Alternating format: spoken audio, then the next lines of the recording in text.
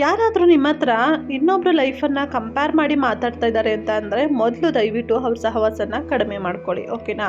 ಇನ್ನು ಬಿಟ್ಟರೆ ತುಂಬಾ ಒಳ್ಳೆಯದು. ಯಾಕಂದರೆ ನಮಗೆ ಕೆಲವೊಂದು ಸಲ ಬಿಟ್ಟು ಉಪದೇಶಗಳು ಸಿಗ್ತಾ ಇರುತ್ತೆ.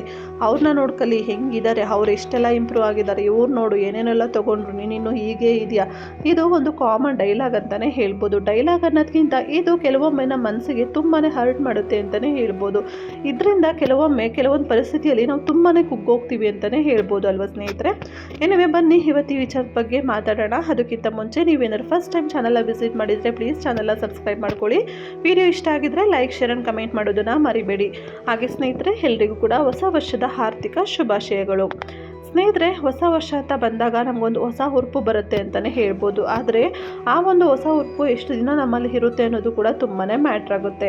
ಇದರ ನಡುವೆ ನಾವೇನೋ ಒಂದು ವಿಚಾರಕ್ಕೆ ಆಲ್ರೆಡಿ ಕುಗ್ಗೋಗಿರ್ತೀವಿ ಅಂತ ಅಂದಾಗ ಸುತ್ತಮುತ್ತ ಜನ ನಮ್ಮ ಬದುಕನ್ನು ಅಥವಾ ನಮ್ಮ ಲೈಫನ್ನು ಒಬ್ಬರ ಜೊತೆ ಕಂಪೇರ್ ಮಾಡಿ, ಅಂದರೆ ಒಬ್ಬರಿಂದ ಒಬ್ಬರಿಗೆ ಕಂಪೇರ್ ಮಾಡಿ ನಮ್ಮನ್ನು ಕೆಲವೊಮ್ಮೆ ಇನ್ನೂ ಕೂಡ ಕುಗ್ಸೋ ಥರ ಮಾಡ್ತಾರೆ ಅಂತ ನನ್ನ ಒಂದು ಅನಿಸಿಕೆ ಸ್ನೇಹಿತರೆ.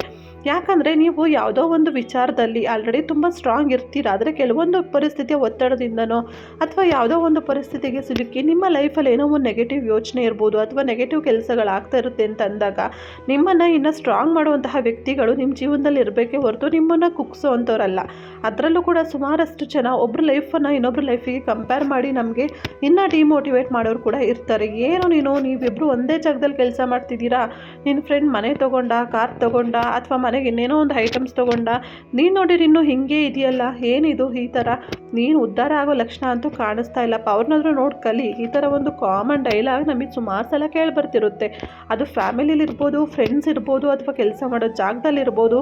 ಎಷ್ಟೋ ಒಂದು ಪರಿಸ್ಥಿತಿಗಳಲ್ಲಿ ನಾವು ಈ ಒಂದು ಮಾತನ್ನು ಕಾಮನ್ನಾಗಿ ಕೇಳಿಸ್ಕೊಳ್ತಾನೆ ಇರ್ತೀವಿ.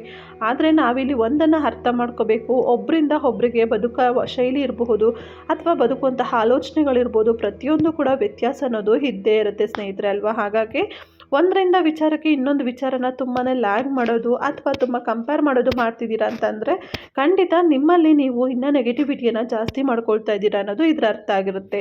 ಹಾಗೆಯೇ ಯಾವತ್ತೂ ಕೂಡ ಒಬ್ಬರು ಬದುಕನ್ನು ನಾವು ಇನ್ನೊಬ್ಬರು ಬದುಕು ಜೊತೆ ಅಥವಾ ಇನ್ನೊಬ್ಬರು ಜೀವನದ ಜೊತೆ ಕಂಪೇರ್ ಮಾಡಿ ನೋಡಬಾರ್ದು. ಫಾರ್ ಎಕ್ಸಾಂಪಲ್ ಇವಾಗ ಕಾಮನಾಗಿ ಹೇಳ್ತಾರಲ್ವ, ಅವ್ರು ಅದು ತೊಗೊಂಡ್ರು ಇದು ತೊಗೊಂಡ್ರು ಅಂತ. ಅದಕ್ಕಿಂತ ಅವರು ಒಂದು ಎಷ್ಟು ಶ್ರಮನ ಹಾಕಿರ್ತಾರೆ ಅನ್ನೋದನ್ನು ನಾವು ಯಾವತ್ತೂ ಕೂಡ ಯೋಚನೆ ಮಾಡೋದೇ ಇಲ್ಲ. ಬರೀ ತೊಗೊಂಡ್ರು ಮಾಡಿದ್ರು ಅನ್ನೋ ಮೇಲ್ಗಡೆ ಖುಷಿನ ನೋಡ್ತೀವಿ ಹೊರತು ಅದರಿಂದ ಇರುವಂತಹ ಶ್ರಮನ ನಾವು ಯೋಚನೆ ಮಾಡಿ ಮಾತಾಡೋದು ತುಂಬಾ ಕಡಿಮೆ ಅಂತಲೇ ಹೇಳ್ಬೋದು.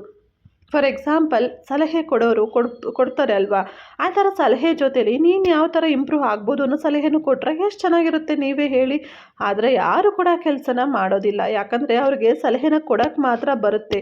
ಆದರೆ ಅದಕ್ಕೆ ನಿಮ್ಮನ್ನು ಯಾವ ಥರ ಮೋಟಿವೇಟ್ ಮಾಡಬೇಕು ಅನ್ನೋದು ಬರಲ್ಲ. ಇನ್ನು ಕೆಲವೊಬ್ಬರು ನಮ್ಮೇಲಿರುವಂತಹ ಕೇರ್ ಆ್ಯಂಡ್ ಕನ್ಸರ್ನಿಂದ ಹೇಳಿದರೆ 90% ಆಫ್ ಪೀಪಲ್ಸ್ ಬಂದು ನಮ್ಮನ್ನು ಇನ್ನೂ ನೆಗೆಟಿವ್ ಆಗಿ ಪೋರ್ಟ್ರೇಟ್ ಮಾಡೋಕ್ಕೆ ಅಥವಾ ನಮ್ಮನ್ನು ಇನ್ನೂ ಕೂಡ ಕೆಳಗೆ ಹಾಕೋಕ್ಕೆ ಅಂತಲೇ ಈ ವಿಚಾರಗಳ ಬಗ್ಗೆ ಮಾತಾಡ್ತಾರೆ ಅಂತಲೇ ಹೇಳ್ಬೋದು. ಅದಕ್ಕಾಗಿ ನಾವು ತಗೋಬೇಕಾಗಿರುವಂತಹ ಮೇನ್ ಸ್ಟೆಪ್ ಏನಪ್ಪ ಅಂದರೆ ಯಾರ ಮಾತಿಗೂ ಕೂಡ ಅತಿಯಾಗಿ ಕಿವಿ ಕೊಡದೇ ಇರೋದು. ಹೌದು, ಈಗ ಎಷ್ಟೊಂದು ಸಲ ನಿಮ್ಮ ಮುಂದೆ ಏನೊಂದು ವಿಚಾರ ಮಾತಾಡ್ತಿರ್ತಾರೆ ಅಂತ ಅಂದ ತಕ್ಷಣ ಪಟ್ ಅಂತ ಎದ್ದೋಗೋಕ್ಕಾಗಲ್ಲ ಅಲ್ವಾ. ಸರಿ, ನನಗೆ ಇದು ಇಂಟ್ರೆಸ್ಟ್ ಇಲ್ಲ ಅಥವಾ ನನ್ನ ಹತ್ರ ಮಾತಾಡಬೇಡ ಅಂತ ಹೇಳಿ ಮಾತಾಡ್ತಾರೆ ಅಂತ ಸಮಾಧಾನವಾಗಿ ಕೇಳಿಸ್ಕೊಳ್ಳಿ. ಅದನ್ನ ಎಷ್ಟಾಗಿ ಕೇಳಿಸ್ಕೋಬೇಕು, ಎಷ್ಟಾಗಿ ಮನಸ್ಸಿಗೆ ತೊಗೋಬೇಕು ಅಷ್ಟಕ್ಕೆ ತೊಗೊಳ್ಳಿ. ಇಲ್ಲಾಂದರೆ ಅದನ್ನ ಅಲ್ಲೇ ಬಿಟ್ಟು ನಿಮ್ಮ ಕೆಲಸ ಏನಿದೆ ಸತತವಾದ ಪ್ರಯತ್ನನ ಪಟ್ರಿ, ಓಕೆನಾ. ಸ್ನೇಹಿತರೆ, ನೀವು ಒಂದನ್ನು ಅರ್ಥ ಮಾಡ್ಕೊಳ್ಳಿ, ನಿಮಗೆ ಅಥವಾ ನಿಮ್ಮ ಸ್ನೇಹಿತನಿಗೆ ಸ್ಟ್ಯಾಮಿನಾ ಸೇಮ್ ಇರುತ್ತೆ ಅಂತ ಹೇಳಿ 100 ಜನ ಒಟ್ಟಿಗೆ ಇಡ್ತೀವಿ ಅಂತ ಶುರು ಮಾಡಿರ್ತೀರ. ಮಧ್ಯದಲ್ಲಿ ನೀವು ಸುಸ್ತಾಗ್ಬೋದು ಅಥವಾ ನಿಮ್ಮ ಸ್ನೇಹಿತಿಗೆ ಸುಸ್ತಾಗ್ಬೋದು. ಇನ್ನೊಬ್ಬರು ಆ ಮೆಟ್ಲನ್ನು ಹೇರೋಕ್ಕೆ ಎನರ್ಜಿ ಇರುತ್ತೆ ಅಲ್ವಾ. ಸೊ ಇದು ಹೇಗೆ ವ್ಯತ್ಯಾಸ ಆಗುತ್ತೆ ಹೇಳಿ.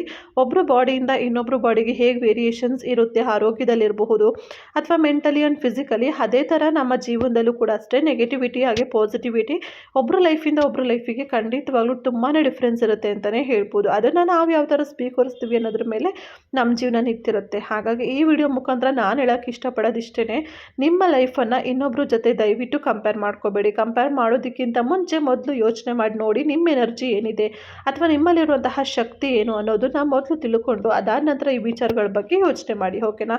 ಇಷ್ಟ ಹೇಳ್ತಾ ಇವತ್ತಿನ ಈ ಒಂದು ವಿಡಿಯೋನ ಮುಗಿಸ್ತಾ ಇದ್ದೀನಿ. ಐ ಹೋಪ್ ಈ ಒಂದು ವಿಡಿಯೋ ತಮ್ಮೆಲ್ಲರಿಗೂ ಇಷ್ಟ ಆಗಿರ್ಬೋದು ಅಂದ್ಕೊತೀನಿ.